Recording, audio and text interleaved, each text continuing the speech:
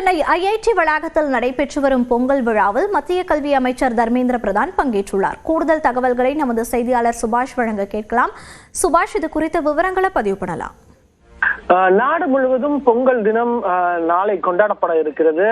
தமிழ்நாடுக்கு தமிழக விவசாயிகளை பெருமைப்படுத்தும் வகையில் இந்த பொங்கல் திருவிழா உழவர்களுக்கு நன்றி செலுத்தும் திருவிழாவாகவும் கால்நடைகளுக்கு நன்றி செலுத்தும் விழாவாகவும் இந்த விழாவானது 4 நாட்கள் நடைபெற இருக்கிறது. முதல் நாளான இன்று போகி பண்டிகை, நாளை தை முதல் நாள் திருநாளாக விவசாயிகளுக்கு போற்றக்கூடிய நாளாக அமைய இருக்கிறது.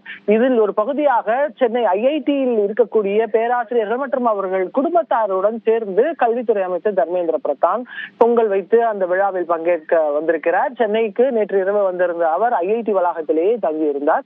அவரும் ஐஐடியினுடைய இயக்குனர் காமக்கோடி அவர்களும் இருவரும் வேட்டி சட்டை துண்டுடன் இந்த விழாவில் பங்கேற்றிருப்பதை பார்க்க முடிகிறது.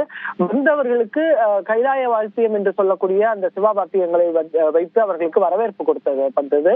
அதன் தொடர்ச்சியாக பொங்கல் வைக்கக்கூடிய இடத்திற்கு பொங்கல் வைத்து அவர்களே புதுப்பானையில் பச்சரிசியும் பருப்பும் வைத்து அந்த பொங்கலை வைத்திருக்கிறார்கள். அதன் பின்னராக கலை நிகழ்ச்சிகள், பொய்க்கால் குதிரை ஆட்டம், அதே போல இந்த குடும்பத்தாரனுடைய குழந்தைகள் இங்கே இருக்கிறார்கள். அவர்களுக்கான இந்த கலாச்சார உடைக்கான அணிவகுப்பு எல்லாம் நடைபெற இருக்கிறது. விழாவில் மத்திய கல்வித்துறை அமைச்சர் தர்மேந்திர பிரதானும் பேச இருக்கிறார்.